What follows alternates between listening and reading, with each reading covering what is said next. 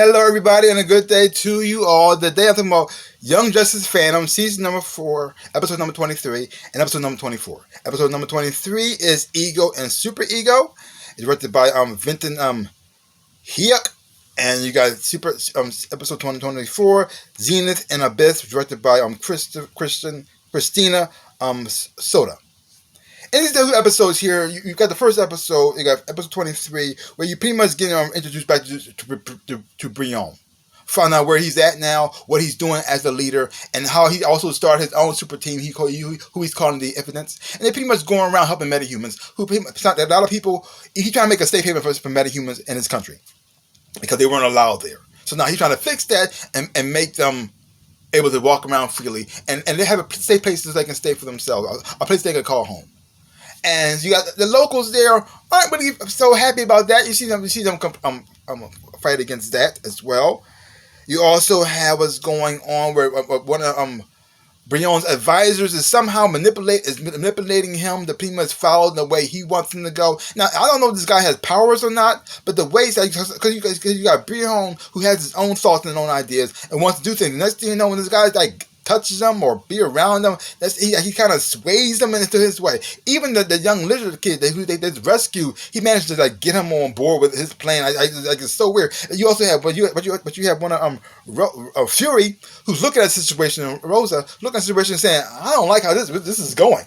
And she's seeing how things are going because she was manipulated before and also brainwashed. And so she's starting to see the signs like this. I don't like this. I don't like this at all. And you got that going on. Meanwhile, you also have Harper, aka Halo, discovering who she is and trying to get closure with Brion as well, because when they broke up wasn't on good terms. She wants to move forward with her life, but she feels as though this is a part of life she has to pretty much fix, and also find out who she wants to be with as well. Who I love her supposed to be. Also got Gar, aka Beast Boy, slowly trying to recovering from himself. He finally admitted that he's actually struggling, that he actually just needs some help now. He even got an emotional support animal, which is very interesting and very fun at the same time, because yes, he can transform into his emotional support animal when they can bond on a level that more than any human can bound with their pet ever. So that's very interesting there as well too, because you got Bart, in a way, Garfield's kind of helping his dog while his dog helped him recover and be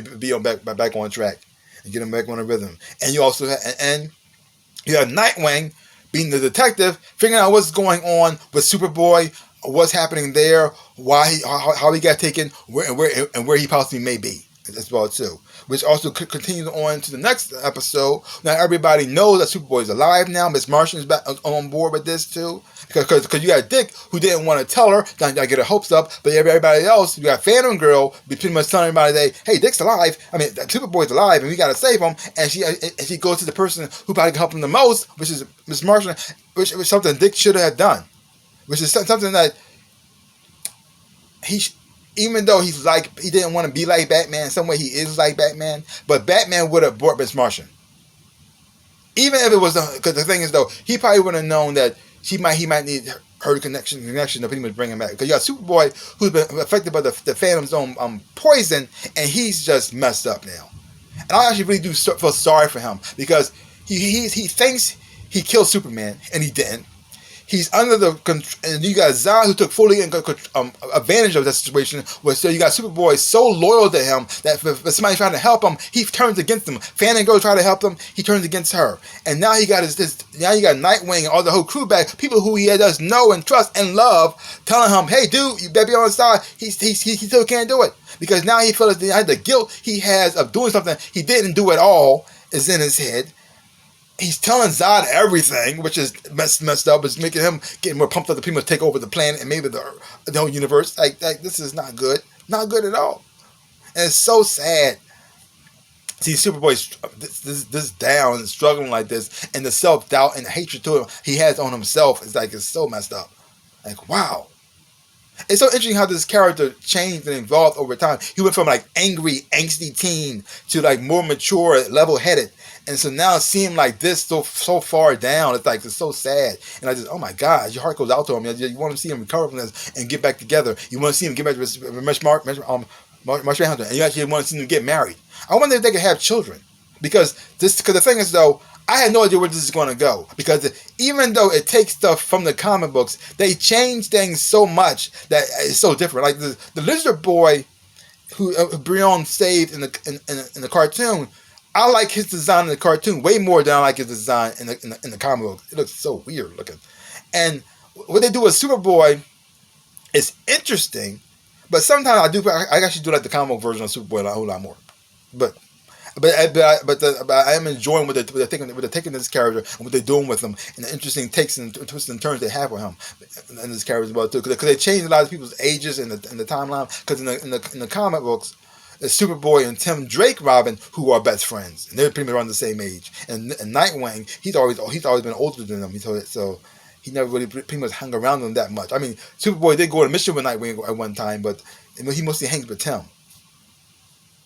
But seeing all the different twists and turns in here, though, you got dru-zod finally his plan starting to come to fruition there too, and with his son getting things on board, right? This situation, and then finally having Superboy finally free from the Phantom Zone, but at the same time, now he's on a plan with the Red Sun, and he can't heal. And the messed up part is, he was already weakened from being on Mars and not getting on solar energy.